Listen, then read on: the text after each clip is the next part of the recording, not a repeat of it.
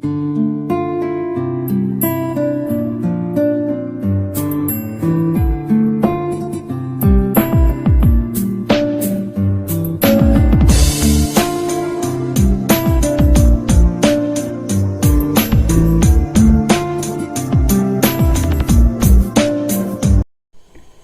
students, JM Patel College Bhandara, Department of English welcomes you all in this digital classroom.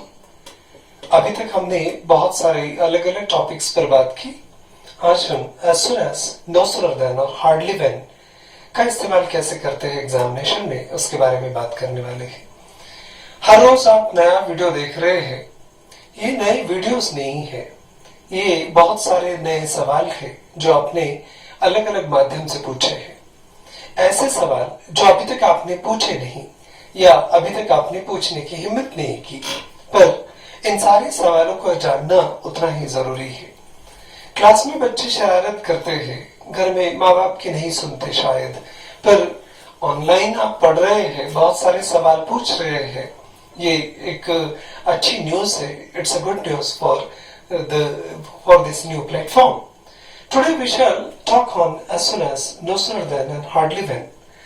As soon as, no sooner than, hardly when सुनने में बहुत आसान शब्द लगते हैं, पर हमने आपको बार बार आगाह किया है कि ये सारे ग्रामेटिकल एक्सरसाइजेस हम सिर्फ किसी एक एग्जामिनेशन के लिए, कॉलेज या यूनिवर्सिटी के एग्जाम के लिए, स्कूल के एग्जाम के लिए नहीं सीख रहे, बल्कि बहुत सारे ओकेजन्स पर आपको इन शब्दों का यूज करना है। बहुत सारे कॉम्पिटिटिव एग्जामिनेशन में आपको इस प्रकार के प्रश्नों के जवाब लिखने हैं, देने हैं। तो ऐसे बहुत सारी चीजों के लिए हम प्रिपेयर कर रहे हैं। तो इसलिए आज हम as soon as और no sooner than और hardly when का यूज कैसे करते हैं, इसके बारे में बात करेंगे। कुछ चीजें हैं as soon as, no sooner than और hardly when के बारे में, उसे समझना जरूरी है। as soon as के स्थान पर no sooner than और नो सूनर को रिप्लेस करके हार्डली वेन, ऐसे क्वेश्चंस एग्जामिनेशन में आते हैं। जब as soon as, no sooner than की बात होती है, तो ये जो तीनों शब्द है, पेयर्स जो है, इसे हम कंजंक्शंस कहते हैं। These are used as conjunction. पर कंजंक्शन भी दो अलग अलग प्रकार के हैं। जो कॉम्प्लेक्स सेंटेंस में लगते हैं वो सबऑर्डिनेटिंग कंजंक्शंस कहलाते हैं, और जो कंपाउंड सेंटेंस में लगते हैं उन्हें हम कोऑर्डिनेटिंग कंजंक्शंस कहते हैं। इन तीनों पेयर्स का, इन तीनों शब्दों का इस्तेमाल हम कंपाउंड में नहीं करते, कॉम्प्लेक्स में करते हैं। इसलिए ये जो कंजंक्शंस हैं इन्हें हम सबऑर्डिनेटिंग कंजंक्शंस कहते हैं। और एक बात आसान कर देते हैं आपके लिए, जहां कहीं भी as soon as, no sooner than, hardly when का यूज आपको दिखाई दे, आज समझ जाना कि ये कॉम्प्लेक्स सेंटेंसेस है। अब इतनी बात समझ में आ गई। अब as soon as का प्रयोग कैसे करते हैं हम वो भी समझ लेते हैं। as soon as का सिंपल मतलब होता है एक घटना के बाद में इमीडिएट दूसरी घटना का घटित होना। जैसे ही मैं चेयर पे बैठा, चेयर टूट गई। जैसे ही मैंने बलून में सुई लगाई, बलून फूट गया। जैसे ही मैं रेलवे स्टेशन पर पहुंचा, ट्रेन छूट गई। इमीडिएट पहली क्रिया के बाद में दूसरी क्रिया हो रही है। ऐसे सिचुएशन में आपको as soon as का यूज करना है। Something happens immediately after the other thing. In such circumstances, you have to use as soon as. It shows a certain meaning at the very moment another action completed, or shortly after another action is completed. पहली क्रिया घटित होने के तुरंत बाद दूसरी क्रिया घटित हुई। ऐसे सिचुएशन में आपको as soon as लगाना है। एक और इंपॉर्टेंट बात, as soon as is used before subordinate clause. Subordinate clause और मेन क्लॉज, ये दो कॉन्सेप्ट हमने कॉम्प्लेक्स सेंटेंस में देखी थी। और main clause is written giving a comma. दो अलग अलग सेंटेंसेस आपको दिए जाते हैं। पहले जो क्रिया घटित हुई उसको पहले लिखना है as soon as लगाकर, कॉमा देकर आपको मेन क्लॉज लिखना है। इस प्रकार से as soon as का यूज होता है। पर एक्चुअली हम as soon as का यूज कैसे करते हैं वो भी समझ लेते हैं। अब जब चीजें एक दूसरे के साथ, एक दूसरे के बाद घटित हो रही है तुरंत, तो हम as soon as का यूज करते हैं। We can begin our sentence either with subordinate clause or with the main clause. The meaning remain same. ये एक इंपॉर्टेंट बात है। आप या तो सेंटेंस की शुरुआत एज सुन एज से करो, जिसे हम सबऑर्डिनेट क्लॉज वाला सेंटेंस कहते हैं, या फिर मेन क्लॉज से करो। दोनों ही सूरत में सेंटेंस का मीनिंग चेंज होता है, पर ज्यादा कंफ्यूजन ना हो एग्जामिनेशन में, इसलिए बेहतर हो कि आप एज सुन एज की शुरुआत एज सुन एज से ही करें, मेन क्लॉज से ना करें। दो अलग अलग सेंटेंसेस आपको दिए जाते हैं एग्जाम्पल के। She won the competition, the celebration began. हो सकता है एग्जामिनर आपको जानबूझकर कंफ्यूज करने के लिए इन दोनों सेंटेंस को रिशफल कर दे। पहली कौन सी क्रिया है और दूसरी कौन सी क्रिया है, ये आपको आइडेंटिफाई करना होता है। अब ये दो क्रिया है, शी वन द कॉम्पिटिशन, उसने कॉम्पिटिशन जीती। द सेलिब्रेशन बिगैन, सेलिब्रेशन को शुरुआत होगी, खुशियां मनाना शुरू कर दिया उन्होंने। अब ये दो क्रियाओं में से आपको पहचानना होता है कि पहली कौन सी क्रिया है, क्योंकि जो क्रिया पहले घटित होगी, first action, she won the competition, ये पहली क्रिया है इस वाक्य में, उसे हम सबऑर्डिनेट क्लॉज कहते हैं। आसान शब्दों में, अब सबऑर्डिनेट क्लॉज की व्याख्या क्या है, उसे डिपेंडेंट क्लॉज क्यों कहते हैं, इतने विस्तार में न जाते हुए आसानी से समझ लेना। दी गई दो क्रियाओं में से जो क्रिया पहले घटित होती है, उसे हम सबऑर्डिनेट क्लॉज कहते हैं। इन दो क्रियाओं में शी वन द कॉम्पिटिशन, ये पहली क्रिया है, इसे हम सबऑर्डिनेट क्लॉज कहते हैं। और पहली क्रिया का परिणाम दर्शाने के लिए जो दूसरी क्रिया आती है, result of the first action या सेकेंड एक्शन कहिए, जैसे द सेलिब्रेशन बिगैन, इसे हम मेन क्लॉज कहते हैं। अब ये पहली क्रिया सबऑर्डिनेट क्लॉज, दूसरी क्रिया मेन क्लॉज, ये मायने रखती है एज सुन एज का यूज करते समय, क्योंकि एज सुन एज का यूज करते समय जो पहली क्रिया है, फर्स्ट एक्शन, उसे हमें एज सुन एज लगाना है। जैसे as soon as she won the competition, पहली क्रिया को एज सुन एज लगाया, दूसरी क्रिया लिखते समय कॉमा दिया और कॉमा देकर दूसरा sentence main clause as it is, जैसे कि वैसे आपको लिखना है। अब आपने एज सुन एज का यूज किया तो आपका सेंटेंस ऑटोमेटिकली कॉम्प्लेक्स हो गया। आप कॉम्प्लेक्स भी समझिए या एज सुन एज का यूज भी कीजिए। हमने पहले ही कहा था कि आप तो सबऑर्डिनेट क्लॉज पहले लिखिए या मेन क्लॉज, सेंटेंस के मीनिंग में फर्क नहीं पड़ता, पर सेंटेंस में थोड़ा सा फर्क इसलिए पड़ता है क्योंकि हम यहाँ कॉमा का इस्तेमाल नहीं करते। The celebration began as soon as she won the competition, इस प्रकार से भी आप एज सुन एज का यूज कर सकते हैं। हमने एज सुन एज बाद में लगाया तो यहाँ फिर से कॉमा का यूज करने की जरूरत नहीं पड़ी।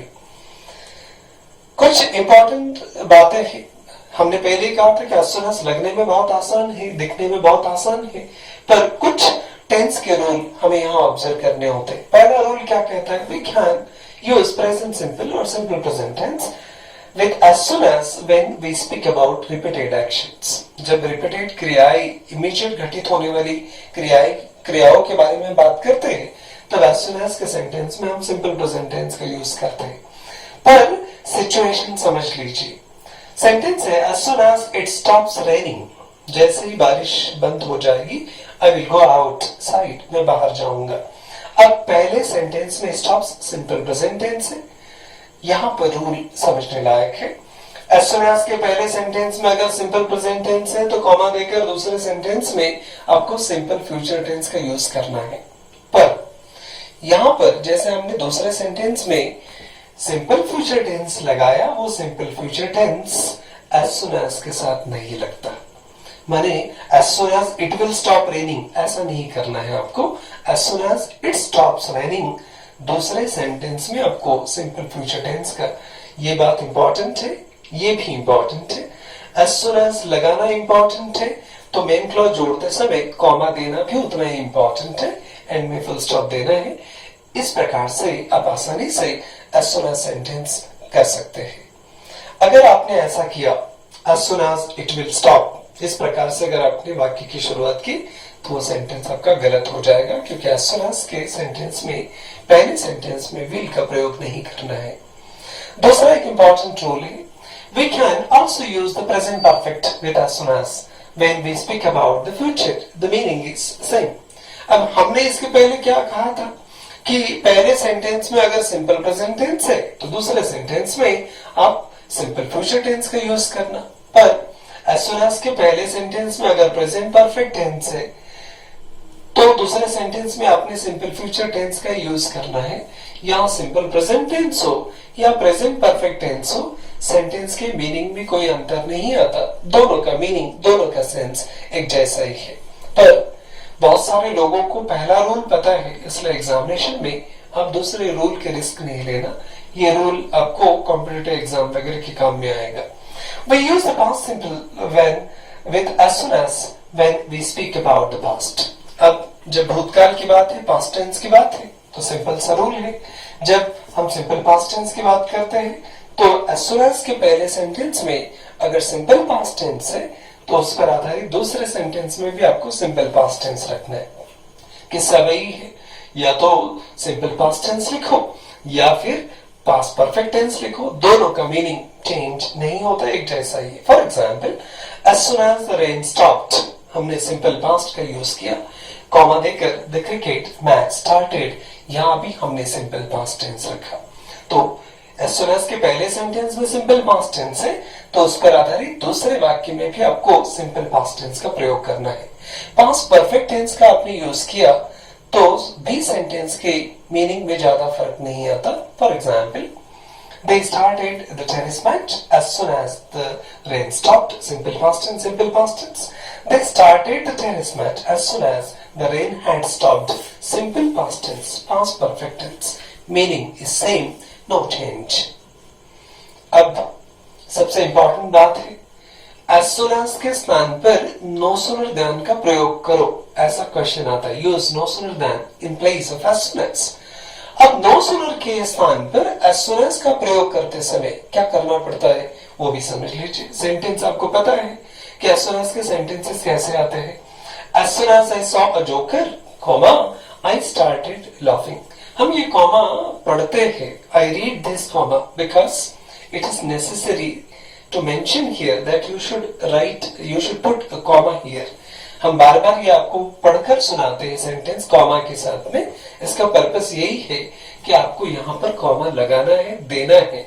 इसलिए आप सेंटेंस के इंपॉर्टेंस, सेंटेंस में कॉमा के इंपॉर्टेंस को भी समझिए। अब इस प्रकार का as soon as का सेंटेंस आता है, उसके स्थान पर आपको no sooner than लगाना है। तो कैसे लगाते हैं वो भी समझ लीजिए। Use no sooner removing as soon as। as soon as के सेंटेंस से as soon as हटाना है, उसके स्थान पर आपको no sooner लगाना है। दूसरी इंपॉर्टेंट बात, use as emissar was where shall will have has had do does did immediate after no sooner। आपको immediate no sooner के no sooner शब्द के बाद में emissar was where have has had do does did लगाना है। ये दूसरा इंपॉर्टेंट है। तीसरा है, as soon as के सेंटेंस में जहां कॉमा दिया जाता है, remove that comma and use than in its place। इस कॉमा को हटाकर उसके स्थान पर than लगाना है। THAN than, THEN then नहीं लगाना है आपको, इस बात का ध्यान रखिए। और सेंटेंस कैसा होगा फिर? No sooner did I see a joker। इस सेंटेंस में सिंपल पास्ट टेंस है। एमिसार was where कुछ भी रहता तो हम यहाँ पर ले लेते did के स्थान पर। कुछ नहीं है इसलिए हमने do does did में से कुछ तो भी एक हेल्पिंग वर्ब लेना है। हमने यहाँ पर सिंपल पास्ट टेंस के अनुसार यहाँ पर हमने did लिया। अब did के बाद में वर्ब का फर्स्ट फॉर्म ही आपको यूज करना है। तो no sooner did I see a joker then I started laughing। इस प्रकार से आपको no sooner than का प्रयोग करना है। तीसरे एक इंपॉर्टेंट जिम्मेदारी होती है, हार्डली वेन के स्थान पर आपको no sooner than के as soon as के स्थान पर हार्डली वेन लगाना है। Hardly when is used in place of as soon as और no sooner than। वो कैसे होते हैं वो भी समझ लीजिए। as soon as का सेंटेंस आपको पता है कैसे आता है, आपने no sooner than भी करना सीख लिया है। पर जब आपको हार्डली वेन का यूज करो ऐसा क्वेश्चन आता है तो as soon as के सेंटेंस में as soon as हटाना है। no sooner than के सेंटेंस से आपको no sooner हटाना है और उसके स्थान पर आपको hardly का यूज करना है। Use hardly।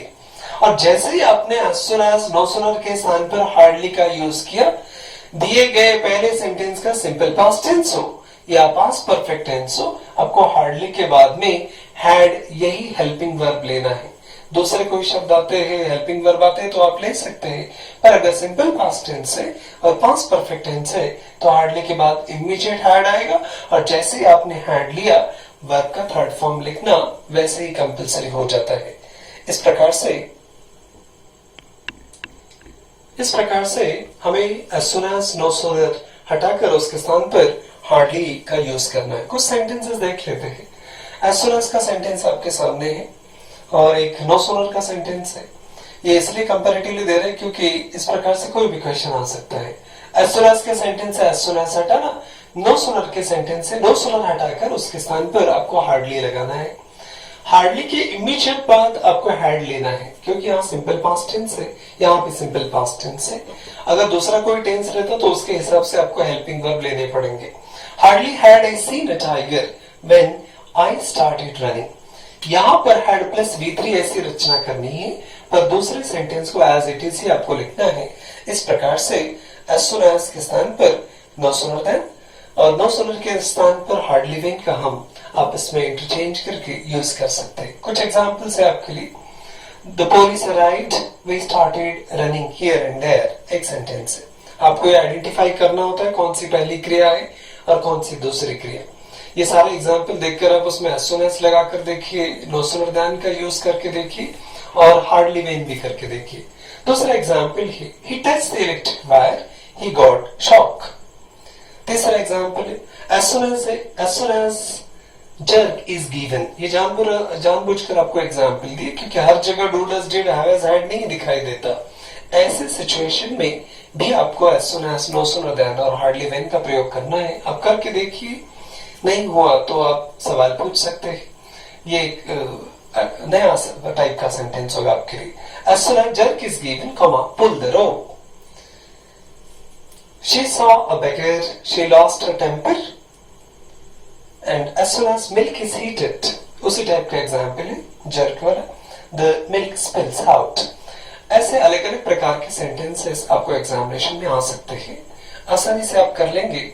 आपने अगर ये वीडियो ध्यान से देखा तो आपको as soon as, hardly when और no sooner than आसानी से सॉल्व करना एग्जामिनेशन में जम जाएगा।